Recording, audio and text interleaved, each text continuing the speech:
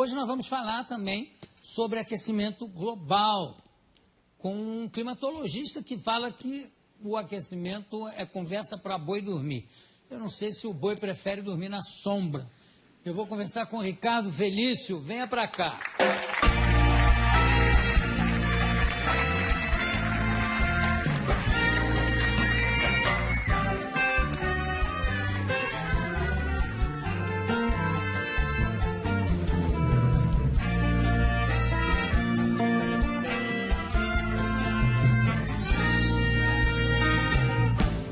Bom, você é professor do Departamento de Geografia da USP. E o que é que você estuda especificamente? Climatologia, é isso? Climatologia antártica, do continente antártico, já há 20 anos. É só do continente antártico? É a minha especialidade, mas o resto também. Sim, não. Não tem como separar. Claro. E você esteve na Antártida algumas vezes? 2 vezes já. O que você acha das teorias de que o aquecimento global está derretendo o gelo do continente? Começa que já nem é uma teoria, é só uma hipótese. Então ela não carece de prova científica. Então é isso que é o pior. Você tá... Não carece de prova? Não tem prova científica do aquecimento global. São 26 anos, na verdade são 3.000 anos que essa história já existe. Nossos pesquisadores da equipe da Climagel já foram buscando essa informação. Já se discutiu isso nas ágoras das póleis gregas. Se cortasse árvore ia mudar o clima do planeta. Na Grécia Antiga já se discutiu? No Senado Romano se faria ou não os aquedutos porque ia mudar o clima. E por aí foi. Até hoje nós estamos com essa historinha. A mesma coisa. O clima vai mudar, o homem mexe no planeta, não sei o quê, e não mexe nada. Mas é engraçado, tem relatos de uma civilização, não sei se é a Inca ou se é Azteca, onde eles iam cortando florestas para usar essa madeira, inclusive para queimar essa madeira, com aquecimento, etc. E à medida, quando chegaram nas últimas árvores, que acabou a floresta, que a civilização também começou a cair, a entrar em decadência. Não tem nada a ver uma coisa com a outra. Você destruiu aqui, não tem uma consequência? Não pode ficar... Tem que tomar muito cuidado com isso, porque isso são ações locais e não são ações planetárias. Mas no local funciona. Mesmo assim, a alteração é muito pequenininha. A cidade de São Paulo faz o seu microclima, por exemplo. Assim não. E aí o clima global é outra coisa. Mas o discurso desse pessoal é que a cidade altera o clima do planeta. Portanto, a cidade tem que se adaptar à mudança do clima, que ela mesma fez. Mas espera aí, raciocínio circular, né? Agora, como é que... Quer dizer que a água não está... O gelo não está derretendo lá? Não, o gelo derrete e congela de novo. Tem os seus ciclos, Isso já é muito conhecido desde o final da Segunda Guerra Mundial. Primeiro que o próprio cenário de guerra era o cenário polar, A gente está acostumado a sempre ver o mundo no planisfério, acha que os Estados Unidos estão de um lado de cá, a Rússia está do outro lado, eles vão se matar por mísseis por cima do Atlântico, Não, eles vão se matar em cima do polo, Claro. Na verdade, eles estão pertinhos um do outro, Então, o conhecimento do gelo, já na época militar, já é muito difundido. Então, o próprio Ano Geofísico Internacional, 1957 até 58, estendido até 59, a primeira missão dos americanos foi atravessar o polo e, inclusive, colocar um submarino nuclear no polo. Embaixo da Isso, exatamente. Foi o submarino Nautilus, que conseguiu, em 57, atravessar o polo todo. E o submarino Skate, ele conseguiu furar o gelo, quer dizer, eles já sabiam exatamente aonde estão as políneas, que são as aberturas do gelo do Ártico, para poder colocar a arma de guerra lá. Então o clima e militarismo está sempre andando junto, Tudo está andando junto com o militarismo. Como é que é o negócio do nível do mar? Não está subindo ano? Não, o nível do mar continua no mesmo lugar. Tem essa história também. As calotas estão derretendo. Não. Primeiro que se fosse derreter alguma coisa, teria que ser a Antártida. Então, aí sim você teria uma elevação do nível considerável. Mas para derreter a Antártida, cá para nós, você tem que ter uma temperatura na Terra, assim, uns 20 ou 30 graus, muito mais elevado. Sim, mas a medição do nível do mar Está subindo? Não, ele tem Como pequenas variações. Por exemplo, só o El Niño, que é um fenômeno completamente natural, varia o mar meio metro. E aí, os piores cenários do IPCC, que é o painel intergovernamental para a mudança do clima, né? O pior cenário deles é 50 centímetros. Em quanto tempo? Em 100 anos. Mas não tem uma medição feita pelo Capitão Cook? Tem. Tá, de quando é? Acho que é 1780, mais ou menos. E de lá para cá... No mesmo lugar. O nível do mar está no mesmo lugar. Então, que alívio que você me dá. Isso, nossa. Não, tem uma situação mais engraçada. Que eu fui fechar minha conta num banco que se diz sustentável, essas coisas, e eu odeio essa história, né? E, não, mas o senhor faz o quê? Eu sou professor de climatologia. O mundo vai acabar? Eu, meu Deus. As pessoas estão assim, apavoradas, o mundo vai acabar. Não, a Mariana estava preocupadíssima, inclusive ela tampa tudo que é espelho até hoje, Por causa do aquecimento com medo global. de ver o reflexo do aquecimento global. O aquecimento global virou o bode expiatório para todos os males da humanidade. Bom, falando em aquecimento, e a famosa, não é a calota polar, como é o efeito estufa? Esse é o pior de todos, né? Essa é uma física impossível. Ai, eu estou tão contente hoje. Quer dizer, o mundo terminar em 2012, nem pensar, né? De jeito nenhum. Tá. Então vamos para o efeito estufa. Como é que é? O efeito estufa é a maior falácia científica que existe na história, né? Primeiro que ele é baseado num conceito científico que não existe. A Terra tem essa temperatura porque ela tem atmosfera, recebe energia do Sol, tem uma interação com a atmosfera, e por lei dos gases, note, não é uma teoria, é a lei dos gases, pressão, temperatura, né, e volume. Então, por causa de ter uma atmosfera, nós temos essa temperatura. Eu adoro essa discussão assim que os aquecimentistas, que são os que trabalham para o lado do aquecimento global. Não, mas o maior exemplo de que o CO2 realmente acaba com o planeta Terra, acabaria com o planeta Terra, é Vênus. Aí eu falo, é? Tá, qual é a pressão atmosférica na superfície de Vênus? Não sei. São 90 vezes a pressão atmosférica da Terra. Portanto, a temperatura lá é de 400 graus na superfície, não é por causa do CO2, é por causa da pressão atmosférica da atmosfera de Vênus. E Vênus também tem o problema da camisa, né? Que deve ter uma certa influência. Agora, quer dizer que não há o efeito estufa? Não, essa física não existe. Então, o negócio do pum dos carneiros da Nova Zelândia, você já ouviu falar nisso? Já! Não é que é uma quantidade tão absurda de puns que vai causar o apocalipse, que vai estourar com a calota não, como é que chama? Com a famosa camada de ozônio. Que não existe, né? A camada de ozônio é uma coisa que não existe, né? Não existe? Não. Meu Deus, que alívio que eu estou hoje. Quer dizer que o carneiro pode dar pum à vontade. Eu sei que tem fazendeiros ensinando o carneiro a se segurar. Pode soltar.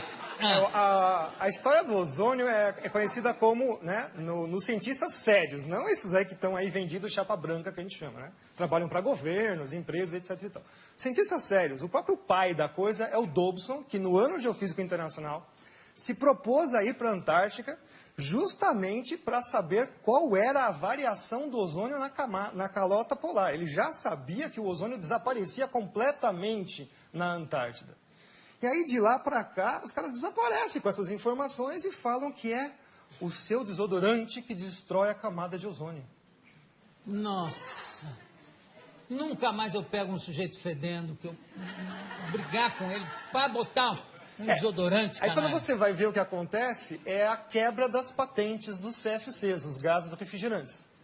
Então, em 87, começam a terminar as patentes, elas começam a se tornar públicas, você não precisa mais pagar royalties para elas. Então, a indústria toda que detém essas patentes lança um substituto chamado HCFC, que é um organofluoroclorado como qualquer outro, mas custa, né, o CFC passa a custar $1,38 o quilo, o outro passa para $38 o quilo. Mas a grande vantagem é que ele não funciona em nenhuma das geladeiras anteriores, ar-condicionado e tudo mais. Então, é extremamente sustentável. Você tem que vender, jogar tudo fora e comprar tudo novo.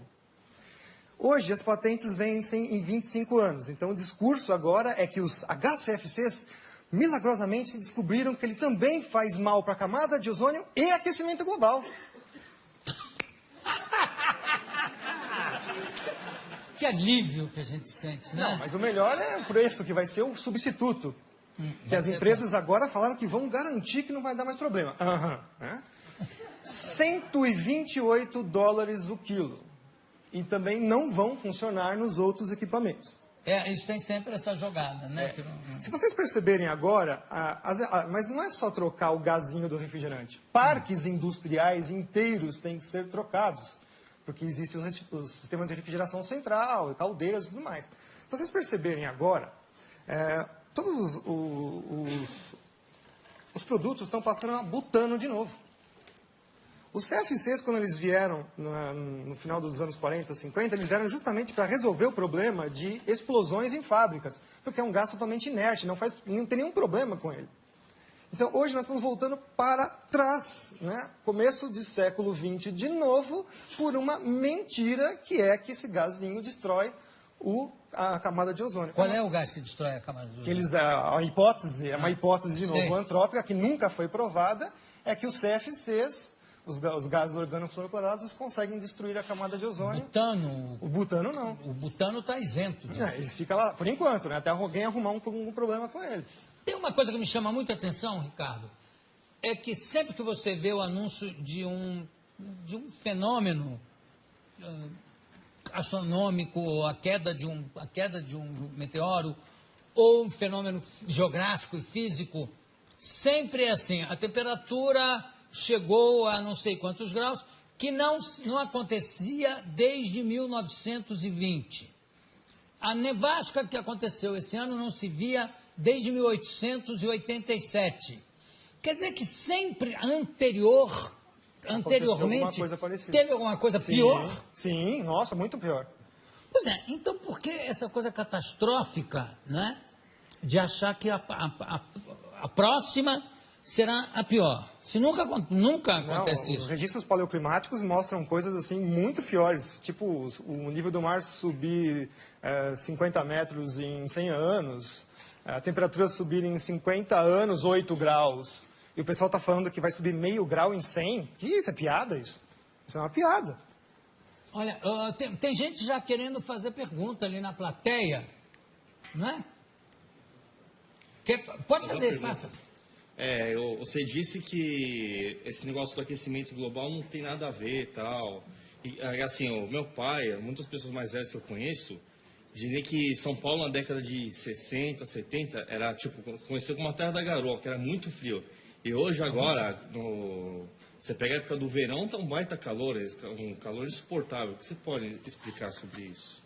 Isso daí é o efeito do clima no local, né? Então, isso não é um efeito global. O caso da garoa, por exemplo, nós tivemos um trabalho científico feito agora em 2009, 2010, mostrando que nos últimos 3 anos ela voltou com a mesma intensidade dos anos 30, 40. Então, na verdade, também a garoa é um fenômeno cíclico. O que carece hoje em dia muito é a observação. Nós temos pouca observação realmente dos fenômenos climáticos dentro da cidade. A gente até fala que é o clima citadino, na verdade, né? Em geral, nós temos também pouca observação. A partir dos anos 90, fechou-se estações meteorológicas no mundo inteiro. O próprio presidente Collor de Mello fechou diversas estações meteorológicas aqui no Brasil também. Então, a gente carece bastante de informação meteorológica in loco. Os satélites medem, mas sempre tem assim um problema de método, enfim, não é uma coisa tão fácil. A influência do desmatamento no clima global? Não existe. Não, infelizmente. Não existe? Não. E no clima local? Mais ou menos. Uma coisa que as pessoas também não sabem... Quer dizer, a Amazônia, então, não é o pulmão do mundo? Não, tem que tomar cuidado. Não, nunca foi. Nunca foi. Nunca foi. Essa teoria já foi derrubada nos anos 80. Já. Não são é nem os a oceanos. pleura, nada? Não, são os oceanos. Eu vou continuar aqui com o Ricardo Augusto, vou mais um bloco com ele, porque meu querido amigo, irmão, Juca de Oliveira, tem uma teoria que eu quero colocar aqui para o professor Ricardo para a gente debater. E também eu já vi que tem mais uma pessoa querendo fazer uma pergunta. Então, nós vamos abrir o próximo bloco com a pergunta dessa pessoa. Podemos continuar? O que vocês acham? Sim! Eu também acho. Vamos lá, por favor, Willem. Tenho aqui ao meu lado o professor Ricardo Augusto Felício, climatologista, estamos falando sobre clima. A gente fechou o último bloco falando para minha desolação que a Amazônia não é o pulmão do mundo. E não tem influência, o desmatamento não tem influência no clima? Tem que tomar cuidado com isso, porque quando eu falo isso, significa que eu estou autorizando a destruir a floresta. Não, de forma... Mas a gente tem que tomar cuidado, porque o aporte do ambientalismo é esse contra as pessoas que falam, negam a hipótese do aquecimento global. Né? Então, você mistura tudo dentro de um saco de gatos. Você fala, tá vendo? Esse cara está autorizando a gente destruir a floresta. Não, a Amazônia está lá, não é para ser destruída. Aliás, eu acho que nem é possível destruir a Amazônia, porque grande parte dela está plantada embaixo, quer dizer, é embaixo d'água, você para chegar na raiz seria, né? São 6.000 quilômetros desse novo aquífero que descobriram embaixo da Amazônia. Ganha do aquífero Guarani. Recentemente descoberto. Eu não faço ideia do que seja 6.000 quilômetros. Deve ser importantíssimo. Vai ter 6.000 quilômetros. Haja aquífero aí. E o negócio da floresta, como é que é a floresta da chuva? Como é que é? Na verdade, assim, a gente tem que entender que quem manda no planeta são os oceanos. Aí, por acaso, existem continentes. São 3/4 da superfície do planeta com água. Então, a maior parte da troca de massa e energia com a atmosfera é feita com os oceanos. Então, de vez em quando, eles ficam com pena, coitadinho dos continentes, né? Aquela coisinha de nada, joga um pouquinho de água para eles. E se jogar um pouquinho de água para eles, já faz todos os desastres que a gente imagina. Bom, a principal entrada de água para os continentes vem na parte tropical, que são os ventos alísios. Todo mundo já ouviu falar, estudou na escola um monte de vezes isso daí. O próprio Kippen, que é uma das primeiras pessoas que estudou climatologia lá no século XVIII, XIX, né, começando esses estudos, ele falou assim, mas como é que eu vou estudar o clima, que a atmosfera é uma coisa que é invisível, altamente dinâmica e não dá para fazer nada? Bom, ele conseguiu verificar que a vegetação respondia ao clima. Então ele viu assim, olha, gozado, né? Nessa parte toda do planeta, salvo algumas exceções regionais, você tem florestas extremamente virtuosas, imensas, e é justamente onde chove bastante, onde você tem as principais células de trovoadas, né? Os relâmpagos fixam nitrogênio na chuva e, portanto, jogam isso na superfície. Então tem toda uma simbiose aí entre os fenômenos da atmosfera. Então, as florestas, o nome técnico da floresta em inglês, por exemplo, eles chamam rainforest, né? Então, florestas de chuva. A floresta está lá porque chove, não chove porque tem floresta, vocês entenderam? Então, quer dizer que se você cortar, vamos supor que vamos fazer assim, um cenário hipotético, já que eles adoram fazer cenários, vamos fazer também. Vamos supor que você tira toda a Amazônia de lá, tira tudo lá, 20 anos depois está tudo de novo nascendo. Tudo de novo nascendo, Mas leva 20 anos. 20 anos. Que não é nada na história do planeta. Não, nada, nem um pouco. Quem é que queria fazer uma pergunta ali? Pois não. Estava escutando aí? Legal. Eu sou aluno da USP também, gostaria de saber, o evento Rio Mais 20, que vai vir aqui no Rio de Janeiro, que vai discutir sobre a sustentabilidade, se a ação antrópica não tem tanto a ver assim, ou quase nada a ver com o aquecimento global, buraco na camada de ozônio e o efeito estufa, afinal, o que eles vão discutir na Rio Mais 20? Eles vão discutir como manter as suas colônias na coleira. Hã? Olha, vamos lá. 1492. Chegam aqui e nos convenceram que nós precisávamos de espelhinhos para sobreviver. 1992. 500 anos exatamente, eles vêm com a história da Rio. Né? Todo esse negócio, o mundo está acabando, etc. e tal. Tem os precedentes disso. 1980, então começou com a historinha da camada de ozônio. 1987 se forma o primeiro painel intergovernamental, chamado IOTP, para a camada de ozônio. 87. 88, o IPCC, que é o painel das mudanças climáticas. 89, cai o Muro de Berlim. Aí você fala, mas o que tem a ver? Tem tudo a ver. É o sistema capitalista se expandindo. E, ao mesmo tempo, quando você tem isso, nossa, metade do efetivo dos cientistas do mundo trabalhavam para a Guerra Fria. Acabou a mamata. Se você for pegar o histórico desses cientistas que trabalham para o aquecimento global hoje, são os mesmos que trabalhavam para todos os desastres atômicos e nucleares, e etc. e tal. Então, o que esses cientistas sabiam fazer? Cenários em computadores. Programo e faço cenários. Olha, você joga uma bomba nuclear aqui e faz isso. Olha. Eles só trocaram um negócio chamado guerra termonuclear global por aquecimento global.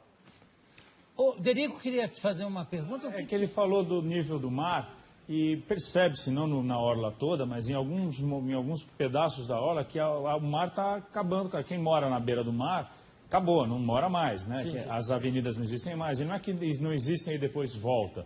O mar pegou e acabou. Então, diminuiu-se a orla, né? Está se chegando, parece que a orla do Brasil está vindo para cá. Qual é o isso é um fenômeno que já é estudado pela geomorfologia já há muito tempo, é chamado, então, agradação e degradação. Então, a gente fala assim, a gente usa a palavra degradação achando, estamos destruindo o planeta. Não, o próprio planeta se mexe, ele vai mudando as suas formas. Então, o mar também faz os seus processos de agradação, formar praias, e degradação, ele também desfaz as praias. Isso é um processo natural também. E quando há um aterro, essa água vaza em outro lugar? Não. Você botou... Olha aí. Foi o Alex? Não. Foi você. O que houve, Alex? Fala. Aqui nada, senhor José. Hein? Lá atrás talvez, aqui nada. Já está meio tarde, ele já está arrumando as coisas para ir embora. Eu já não falei para você não fazer isso? Não estou prestando atenção, senhor José. Nem me mexi aqui. Não se mexeu, claro. Bom, desculpa. Essa imagem que eu fiz, que é absolutamente infantil, claro, de você aterrar aqui, o mar não se expande numa outra direção, em algum outro lugar? Não, a área é mínima, não tem como. Não tem influência nenhuma? Não. A influência, 99% da energia que está na superfície da Terra vem do Sol. 99%. 99,99% na verdade. A geotérmica é insignificante em frente ao extrato geográfico. Que é a casquinha do planeta. Mas eu digo local, de repente... Não, mesmo assim, continua não sendo. O Sol, por exemplo, todo mundo fala assim, o Sol é uma constante. O Galileu quase foi para a fogueira, né? Quando ele começou a achar manchas no Sol. Eu acho que o Sol não é uma constante. E não é. O Sol tem seus ciclos, né, de alteração. O principal é de 11 anos. Então, 11 anos ele vai aumentando sua atividade e diminuindo. Então, mais ou menos 4 subindo, 7 descendo. E também tem outros ciclos de 90 anos, outros ciclos de 200. Então, agora, por exemplo, nós estamos entrando num período mais calmo do Sol, que vai até 2046. Então, se vocês estão pensando que vai ter aquecimento global, não, vai ter, mas na verdade é resfriamento. Que já está acontecendo, na verdade, desde 1998. O que? Um resfriamento? Já. As temperaturas, na verdade, já estão diminuindo. E a influência do Sol no nosso clima é total? Total, 100%. Aí depois você tem Lua, tem um pouco de Júpiter também e Saturno, mexendo em campos gravitacionais, mas o resto vai ser o Sol no primeiro escalão. O segundo escalão são os vulcões, e aí o pessoal do terceiro escalão são os oceanos. Os vulcões. Os vulcões. Não tem a ver um pouco com a teoria do Juca? De repente o aquecimento dessa água, que realmente é um grande condutor, de aquecer e pá! Causar um tsunami? Os vulcões têm um problema ao contrário. A resposta deles é negativa, porque eles jogam cinzas vulcânicas na estratosfera, que seria a segunda principal camada da atmosfera. E aí não deixa a energia solar ir para a superfície.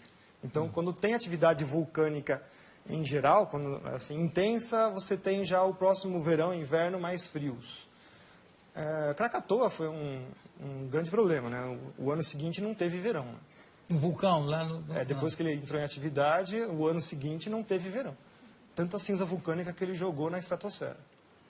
Você vê, graças a Deus nós não temos aqui regiões de grandes vulcões, né? Não tem... Mas não tem problema. Em qualquer lugar que eles estiverem, eles...